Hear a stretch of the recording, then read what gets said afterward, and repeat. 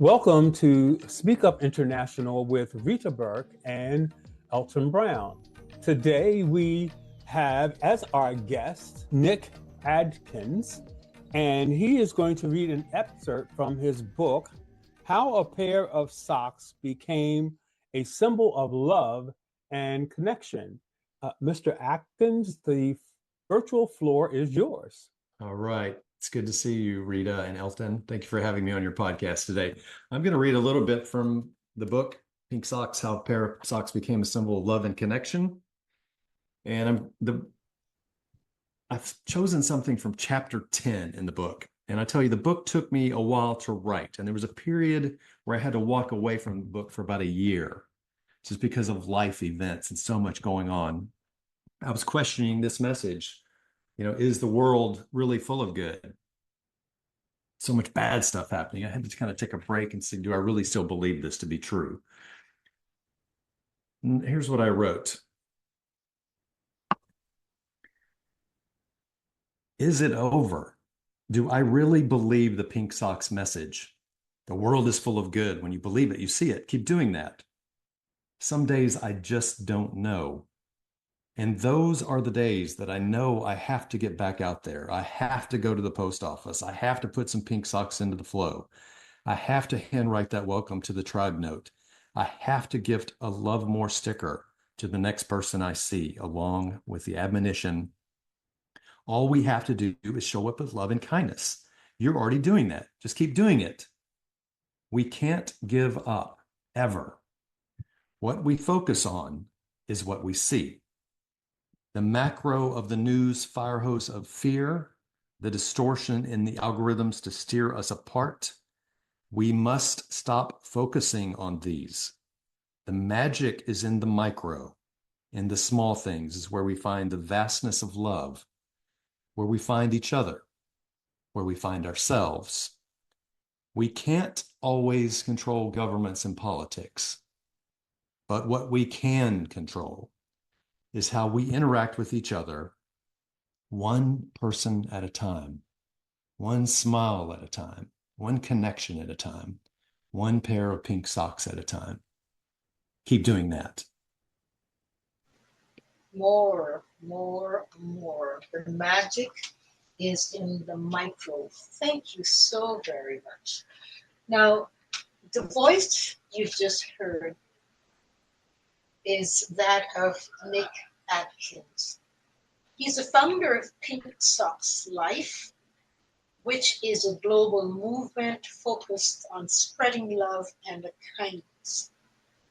He's here to share with us more about Pinksocks and to talk about his book. Nicholas believes that our world needs more reminders of our shared humanity. And there's so much more that I want to tell you about our guest today. But as we say on Speak Up International, we prefer if he tells his own story. So with that, I say to you, welcome to Speak Up International, Nick Adkins. Thank you, Rita. It's good to see you.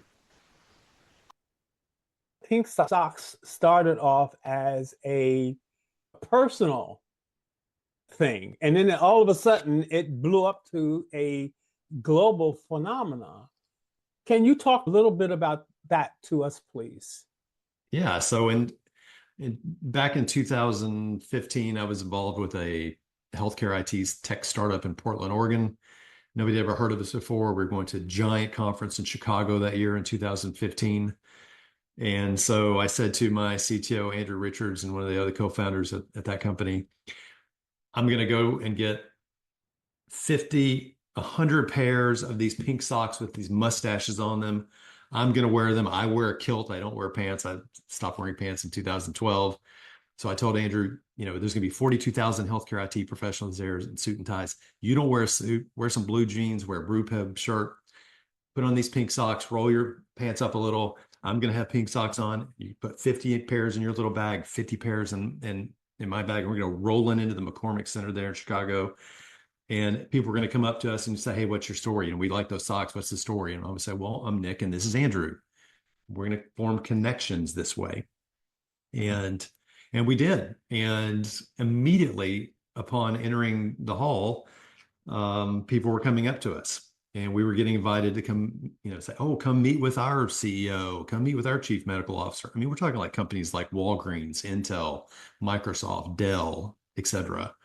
And we used the hashtag Pinksocks, always one word, always plural. And that hashtag went viral at the conference and took over. And we made some great connections and we had fun. And this is back, 2015. This is back when Twitter was fun. And so we were tweeting and taking pictures of people in their pink socks, and it was just great. And so we did that for the remainder of that year, that conference cycle in 2015, traveling to different cities, doing different conferences. And people would say, oh, it's the Pink Socks guys, come over here. We want to talk to you guys. And so it really was just kind of a guerrilla marketing effort, if you will, that first year in 2015. And then in 2016, it was time to go back to that same big conference. And that year it was going to be in Orlando instead of Chicago. And I was talking to Andrew on the phone. I said, listen, we can't go back to that same event with Pink Socks. We need to do something different, something new. It's kind of like Elvis Presley, right? There's young, cool Elvis, and there's fat, old Elvis. I wanted the Pink Socks to kind of go out as young Elvis. And about the time I said that on the phone, somebody sent me a DM on Twitter and said, hey, Nick, did you send Pink Socks to somebody in the Netherlands? And I was like, no, why? And so I looked, there was a guy in the Netherlands that had sourced Pink Socks on his own and was gifting them to drive awareness for the work that he does with Alzheimer's and dementia care. And then somebody else immediately sent me another message on Twitter. Hey, Nick, did you send some Pink Socks to somebody in Wales?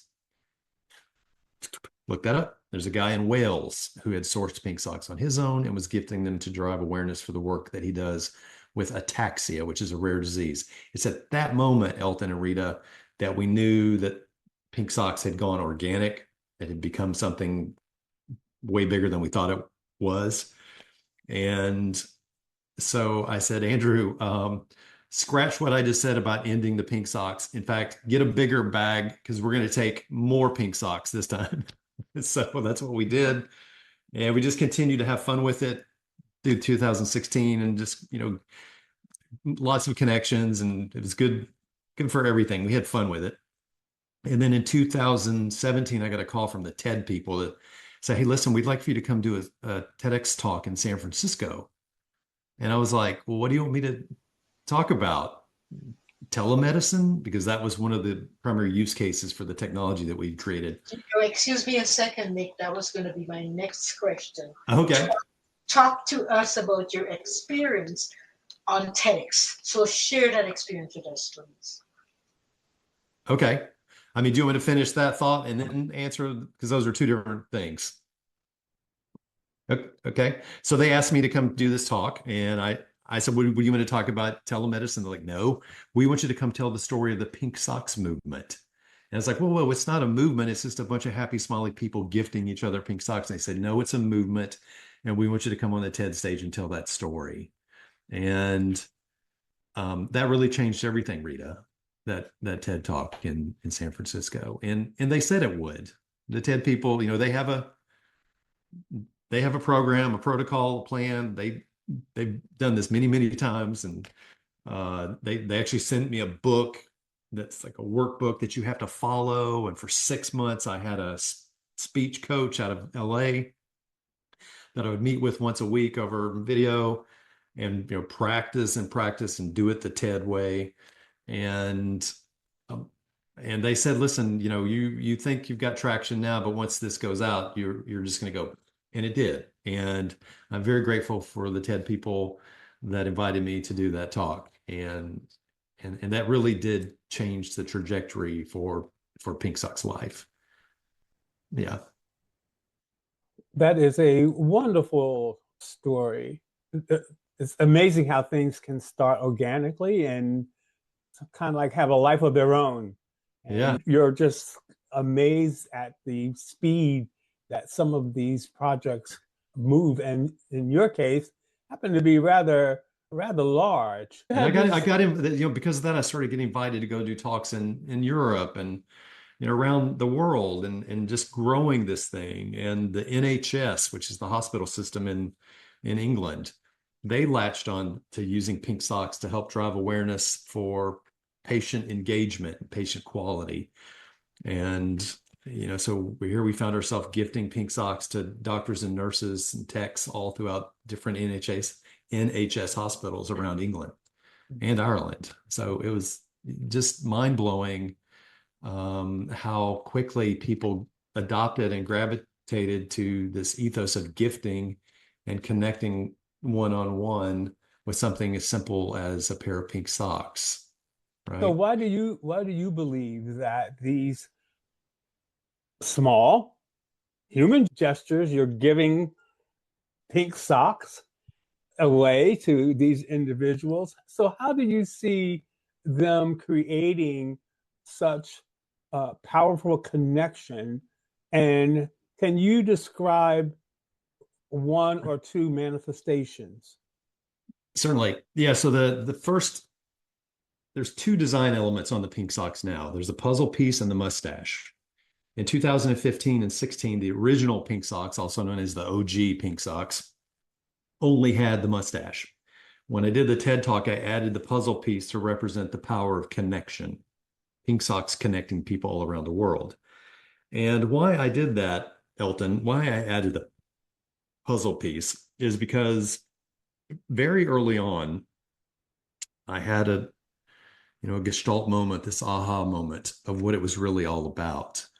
In 2015, it was just a bunch of people gifting pink socks to each other at conferences and having fun. And going into 16, same thing. And I got invited to do a talk at Stanford down in California and at the Med Center. And they were having a conference that was patient led, which is great because all the speakers were patients instead of doctors or tech people or industry people. It was a conference all built on empathy and humanity and compassion and connection. So uh, my talk really fit in there well. And right after I did my talk, I think this is 2016. So this is pre-COVID. So we're not really used to seeing people walk around with surgical masks on. But a gentleman came up to me in the lobby of the auditorium in the foyer there and said, he came up to me, he was about my age and he was wearing a blue surgical mask. And he came up and he said, "Hello, my name is John. And I really enjoyed your talk. Do you have a minute?"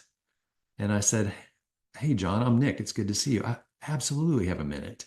And so we went over to the side and John started to tell me his story. And this is actually chapter 2 of the book, is John's story.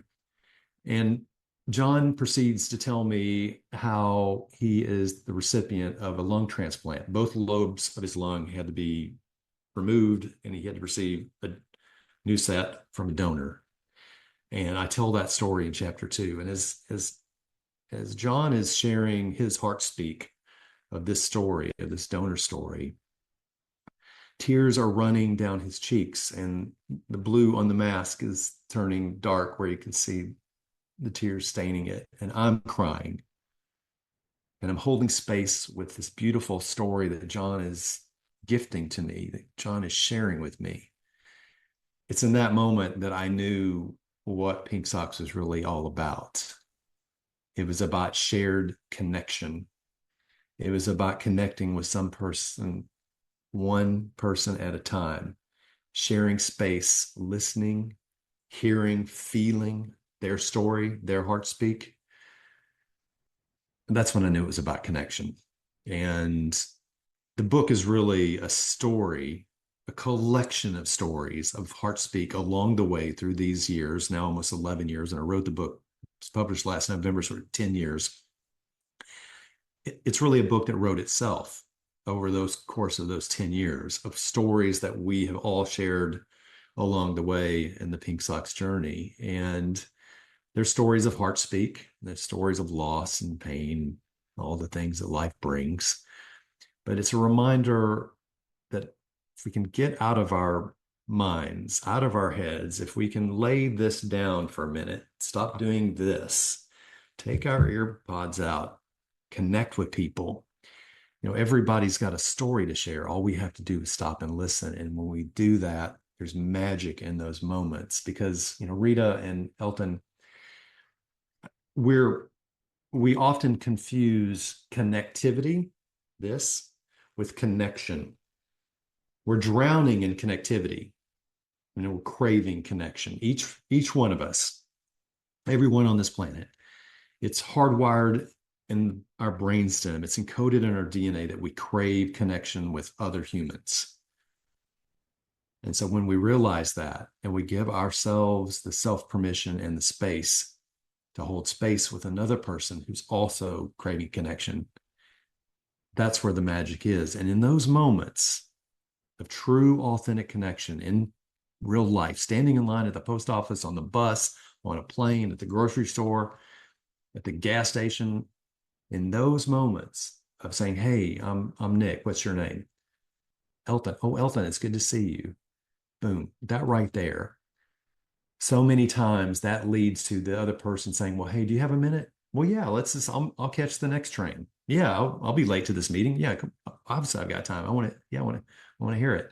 You sit down, and what we discover is, and this is around the world, not just the country, what we discover in these moments of one-on-one, when everyone is away from the polarization of their teams and the political ideologies and geopolitical boundaries, what we find is that we are all so much more the same, so much more similar than we are different. No one wants war. No one wants chaos. No one wants to be fire hosed with fear constantly and be in perma-crisis. We all want love. We all want kindness. We all want connection. And when we give ourselves the opportunity to do that, magical things happen. And that's how we heal the world, one person at a time. Yes, I like that. That is very tender. It's very touching. It's very emotional. And you talked about doing a presentation at the conference, and then John comes up to you after, Nick, and wanted to chat with you. Tell us about what you talked about that prompted that connection with John. What did you talk about at that conference? Yeah, my talk that year was on empathy and how important empathy is in healthcare, both from the provider side, the doctor nurse side, and the patient side, that everybody has to work as a team on the care team, and that everyone is working as a care team, that it's not us versus them. It's not the doctors versus the patients. We're all in this together. And when we realize that it's not us versus them, it's we together, that's where empathy has the space to show up. And so that was my talk in 2016. And I believe that's what prompted John. He said, this is somebody I want to share my story with. And he did, and I'm grateful for it. And like I say, chapter 2 is John's story. The book is available on hardback right now, and the Kindle version, which is the ebook version. And I really, recommend getting the hardback, because throughout the book are QR codes that you can interact with your phone. You can take a picture and it takes you deeper down the rabbit hole, if you will. It tells you more of the story. And there's a QR code at the end of chapter 2 that allows you to hear the story in John's word. So I wrote chapter 2 from my heart. And if you go down the QR code at the end of that chapter, you'll hear and see the story from John's heart. So I really recommend getting the hardback version, just so you have the interactive capabilities to engage more with the book. And there's pictures in the book that you can go down, see the original posts. Like we have 5 astronauts that have pink socks. Commander Hadfield, the Canadian astronaut that was on the International Space Station playing the guitar, singing David Bowie, he's got pink socks. You can see his original Instagram post through his QR code. Deepak Chopra has pink socks. You can see his posts through the QR code. So it's just a fun, interactive way to see more of the story. But John, I don't want to tell you all of John's story on here, because it's very heart-wrenching. It's very full of heart speak. It's a tearjerker. It's probably difficult for me to even tell that story without getting choked up. But basically he shared who his donor was, and just what a beautiful gift.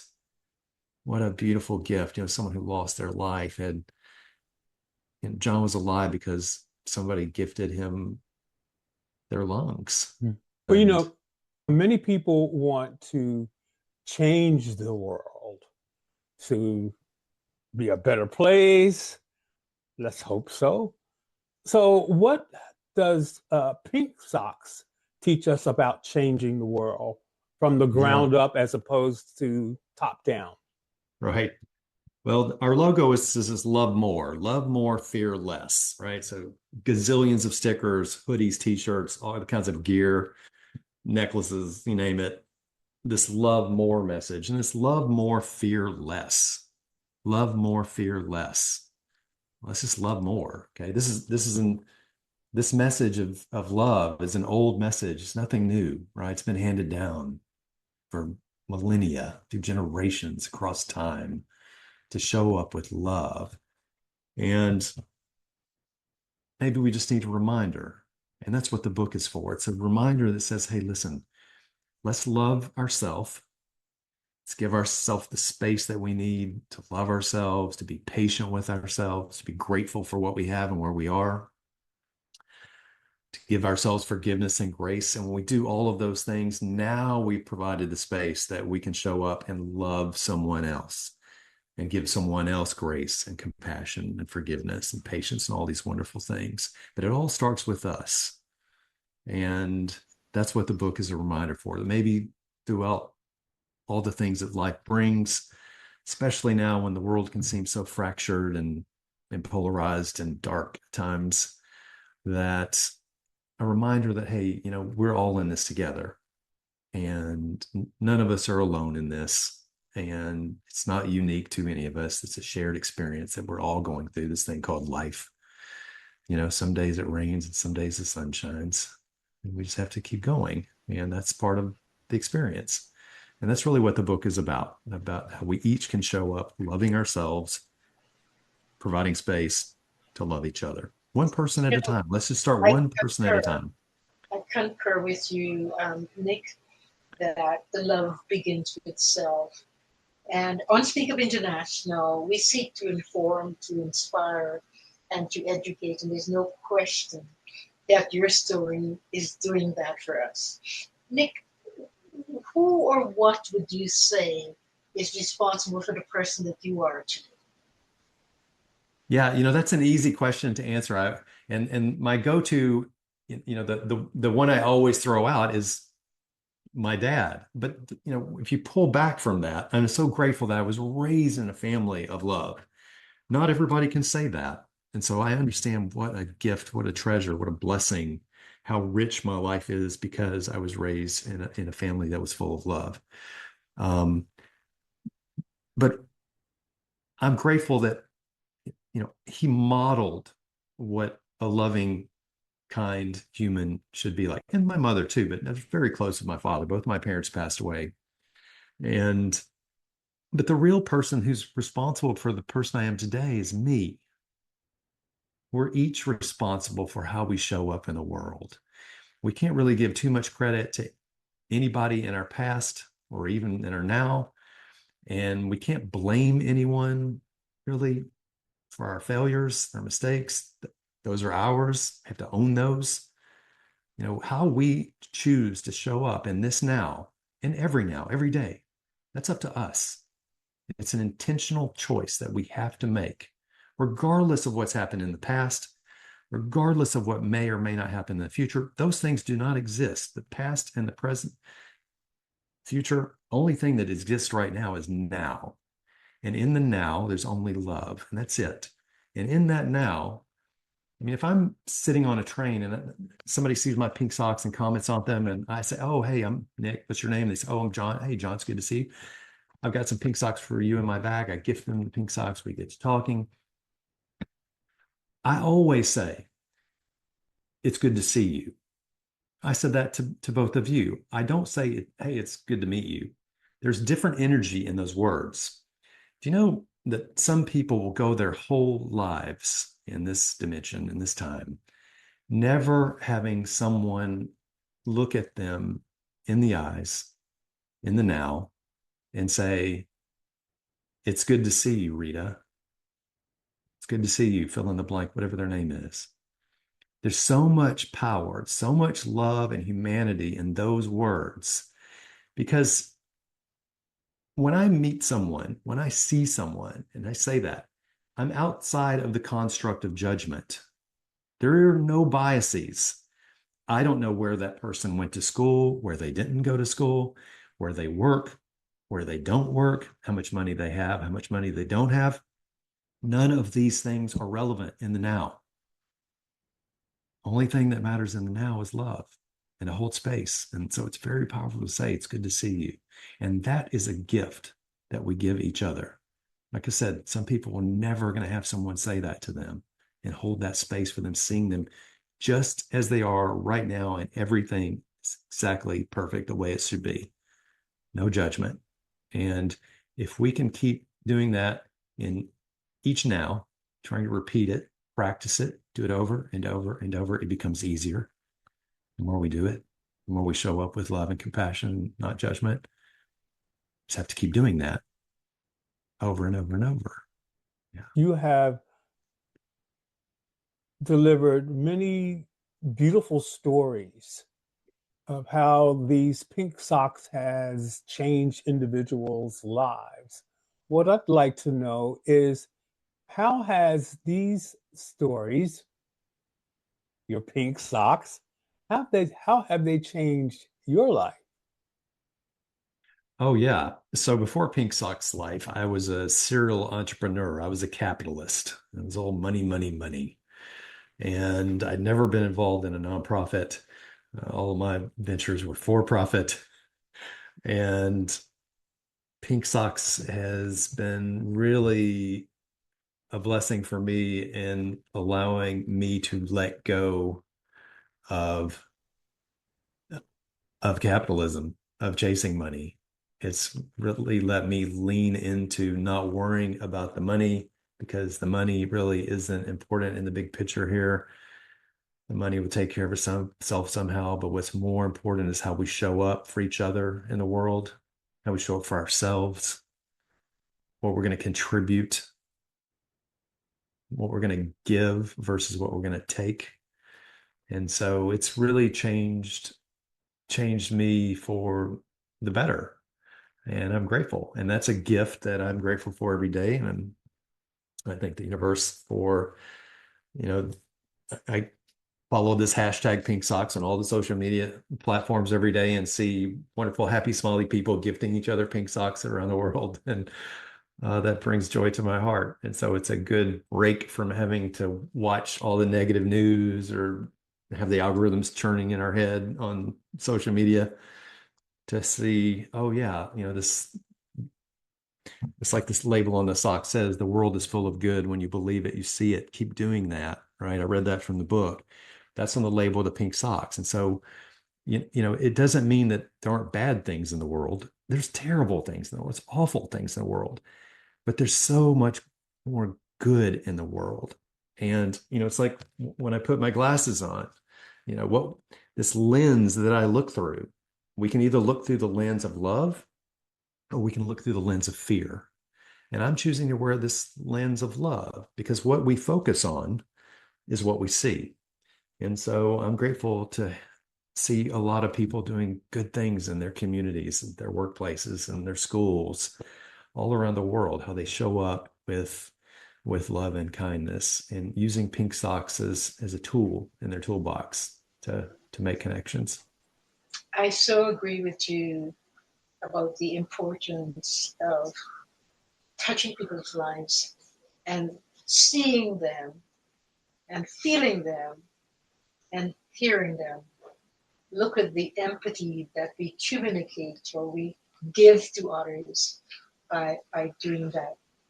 Now, Nick, could you think of a time in your life when you had to say enough? Many times. Oh, um, I think the one I'll just share, because it's relevant to Pink Sock's life and our nonprofit and what we're doing, is I won't go into this much because I know we don't have time, but in the book, in chapters 5 and 6, I talk about how we became involved with schools in the US, pre-K, so little kids, all the way up through high schoolers. And we're now 34 schools in 9 different states using Pinksocks every week to help teach kids what they call the social emotional learning curriculum, which is basically these attributes of kindness. So kindness, empathy, compassion, cooperation, anti-bullying, inclusion, diversity, all the good things that grow good humans for the world. And, um, there was never a plan for us to become involved with these schools. And I think that's a beautiful story for your viewers to, when they get the book, to dive into that, of how we became involved. Our very first school, I will tell you, was in El Paso, Texas. We got involved with a first grade teacher there who we found, and I can't tell much of that story, but because it's way too emotional. But one of the things that I found difficult as running a nonprofit, when you're running a for-profit business and you're going around to venture capitalists asking for money, investors to invest, and you pitch it and you show them, and they say no, you just go to the next one. It's just business. You really don't take it personally. Well, what I've discovered on this, running a nonprofit and say, hey, look, we've got all of these schools. Would you help us? Well, when people say no to that, I take it personally. I don't take it as personally now, but I was taking it really personally. It's like, what? Look at all of these school teachers, and they're growing good humans for us, and they're teaching these kids to love themselves and to love each other, so they don't become so disenfranchised one day that a kid shows up with a gun at school. We don't need to spend, all of this money on bulletproof backpacks and bulletproof glass and steel doors. Let's support these teachers who are teaching these kids to love each other, be kind. And, so when people would, I'd try to raise money on that and I'd get some no's, take it real personally. And that's the point where I just had to say, okay, Nick, enough. You've got to go back to putting your business hat on here and not take this so personally. And, because there's so many good causes out there for people to invest in, to donate money and to be philanthropists and to support. I mean, just a huge long list of nonprofits that nobody's ever heard of. And so we, personally, I think I had to say enough to taking it personally. And, our main mission really at Pinksocks Life is to support other nonprofits who are doing good things. Nonprofits that you've never heard of. I mean, everybody's heard of the Red Cross and United Way and all the big ones, but there's so many little ones like us, that need to have their voice amplified, whether it's helping feed hungry children in Chapel Hill, North Carolina, whether it's a women's shelter in Denver, whether it's a homeless shelter in San Diego, breast cancer screening for women in India. I mean, on and on. There's a long list of nonprofits that we said, look, we built a stage. We've gifted over 300,000 pairs of these. And there's probably a gazillion stickers. There's really no true accounting for how many people are in the Pinksocks tribe. But, it's a lot, and a lot of social media reach through that. And so we say, look, we built a stage and we invite other nonprofits to come up and play on it. And we're going to give you Pinksocks, and you go feed hungry children today, and you go help homeless people today, and wear your Pinksocks. And when you post your pictures on TikTok or Instagram or Facebook or wherever you're posting, wear your Pinksocks and use our hashtag, and everybody will see the work you're doing and will celebrate you. And we'll help voice amplify the good that you're doing in the world. So if you've got listeners that are nonprofits, please reach out to me. We want to help spread your message. We're all in this thing together. That's the power of connection. And we want to send you some Pinksocks. We want to gift you some Pinksocks that you can wear and take pictures of you and your happy smiley face doing great things in the world. And, social media, Rita and Elton, it's so much. Hey, look at me. Look how cool I am. Look at my cool vacation. Look at the foam on my latte. It has a heart. Oh, Pinksocks is an opportunity for you to celebrate someone other than yourself. It's an opportunity to say, look at what she's doing in her town. Look at what he's doing in his community. Look at what they're doing. And if we can all celebrate and clap and be cheerleaders for each other, we amplify the good that is happening around the world each and every day. Nick, kindness sometimes can be seen as soft, secondary. So, what do you say to people who underestimate the strength and courage it takes to lead with love? Yeah, there's a chapter in the book, and the title of the chapter is called "The Darkness." And I'm encouraged, that chapter is the answer to your question. And I'll try to paraphrase, but basically it was an interaction that was going to go really bad with someone. And um, I had a choice to make. Like I could have been killed. And in fact, the bystanders who were watching it were expecting me to get killed.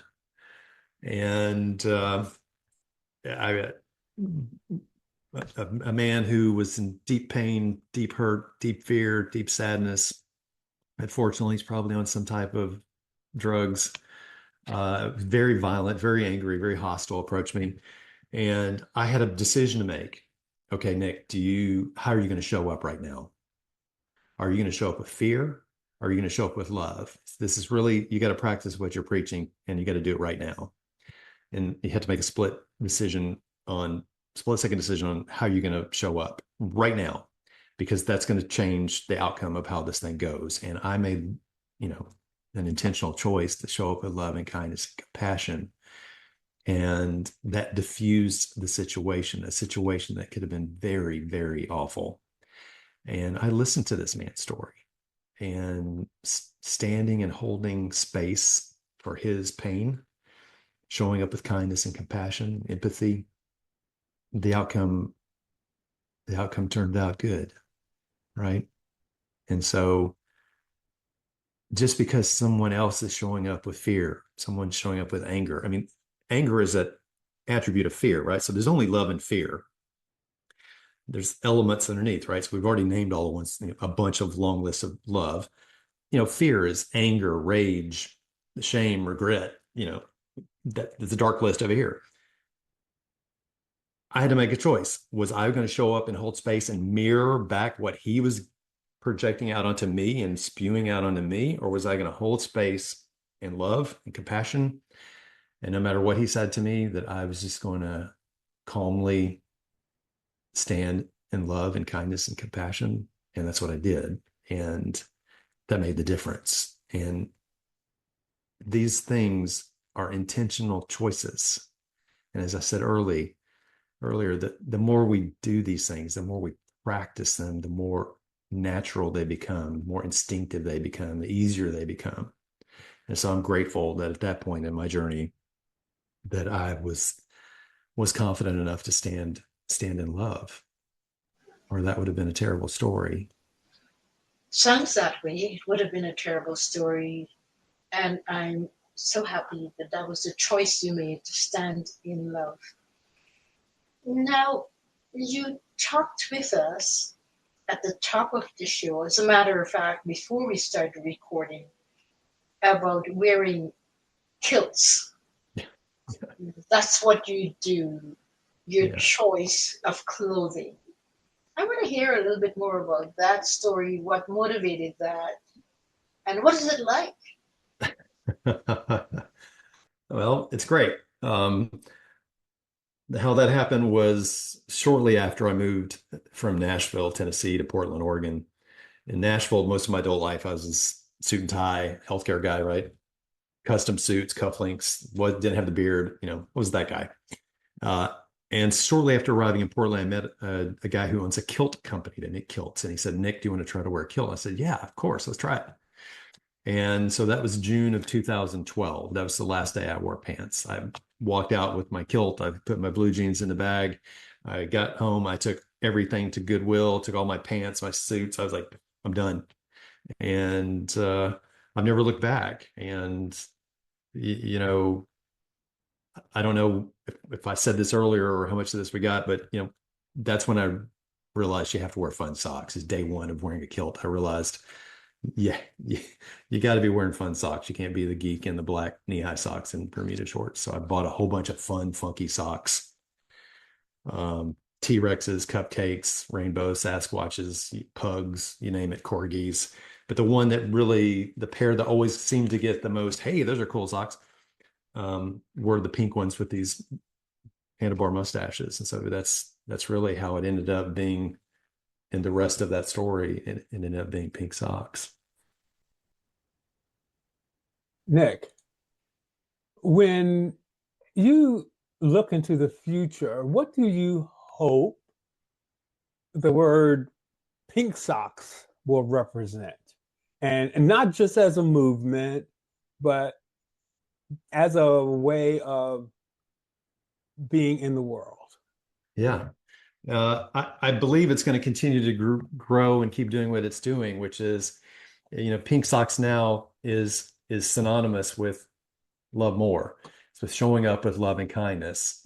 I mean, people when they hear about pink socks, especially people who know about it already, they already say, "Oh, it's about kindness, it's about connection, it's about empathy, it's about loving more." When I wrote the book, Elton, there were really three audiences that I had to write the book to, three circles, if you will. One circle, one audience were the people that already had their pink socks. They already knew the story, but maybe they didn't know the whole backstory, some of the details of how it all unfolded. So I needed to write a story that was interesting and engaging for that audience. The second circle, the second audience was a little larger, were people that have heard about pink socks, but they don't have their pink socks yet. Maybe they've seen it on social media or they've been at an event, they've seen people across the room in their pink socks. So I had to write to that audience. And then the third circle, this larger audience, were people that had never heard about it before. And it's that audience that really drove the direction that the book would take, because it had to be a book that spoke to all of our hearts. That was common to all of us as humans. And that's what it is. So Elton and Rita, I wrote this book for you, and I know that it's going to speak to your heart, and I'm grateful for that. And I really appreciate that you've written that book for me. Yeah. You have touched my heart. And is there anything that we have not asked you that you would like to leave with our listeners today, Nick? Well, I would like all of your listeners and your viewers and the people who read this, don't give up. Don't give up on what you know to be true, that you are loved. Even if you don't love yourself right now, you are loved. You're loved by people that haven't even seen you yet.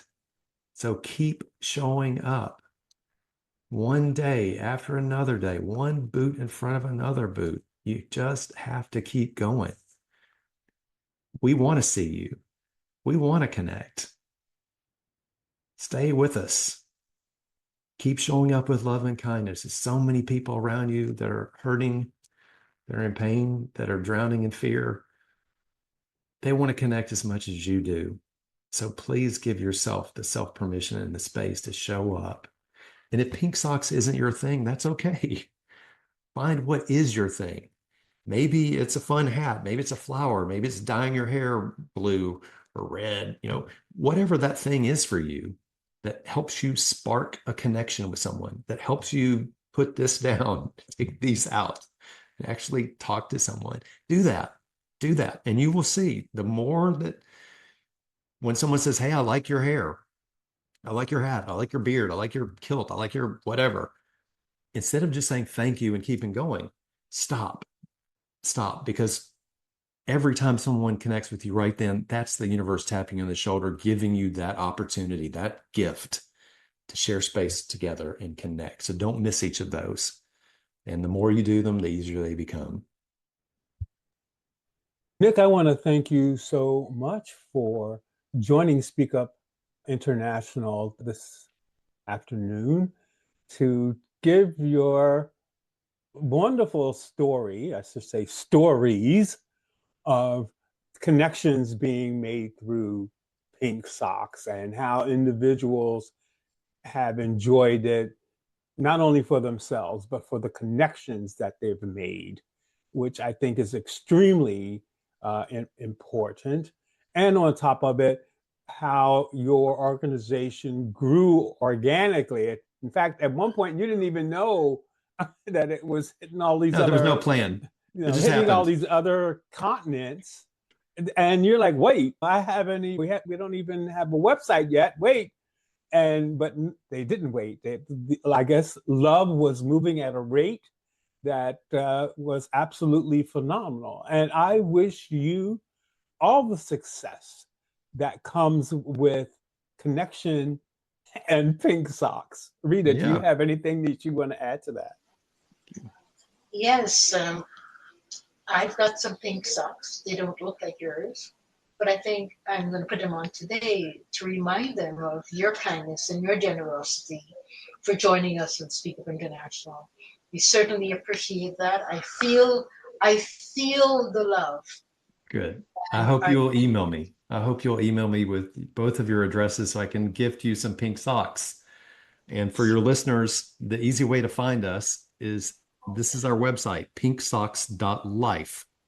Pinksocks.life. That's our website. It's also our Instagram account. So you can see a bunch of happy, smiley people in their pink socks. And at the website, you can see that TED Talk that I mentioned earlier. There's a video of that whole talk on there. And it's also the pathway to the book. So if you can just remember pinksocks.life, you'll find us. And we'll find you. And if you find the website, you'll know you're at the right place because there's a huge, huge pair of pink socks right when you get there. You'll see this right away. Yes. Thank you so much, Nick. Thank you, Rita, and thank you, Elton. I'm grateful. It's good to see you.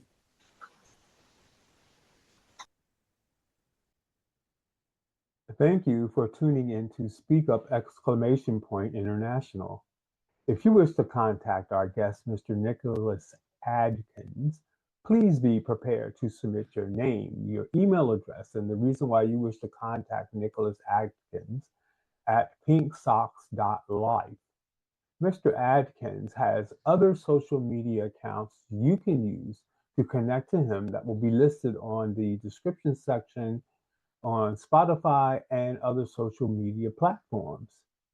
Your voice has the power to inspire, influence, and ignite change.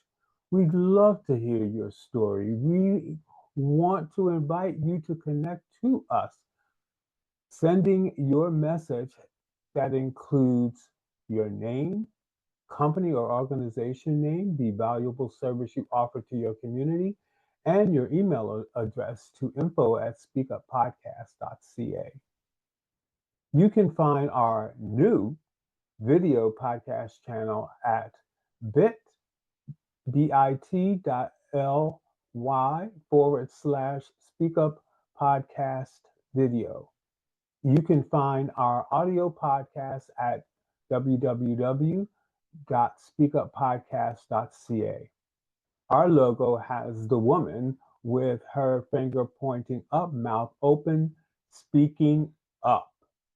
As soon as the website passes inspection, you will be able to gain access to the audio and video versions of each podcast using the following link, www.speakuppodcast.ca. As a member of our Patreon group, you will receive a wide range of exciting benefits. We are working to provide you with early access to new episodes and the opportunity to suggest topics or guests for future episodes. Your contribution of $2 or $5 monthly will not only help sustain the continuity of the podcast, but also allow us to enhance the overall listening experience for all of our dedicated followers. Help us help you. Patreon.com/Speak Up International. Don't miss our next episode. Join us again on Speak Up International, where we aim to inspire, to inform, educate, and entertain you.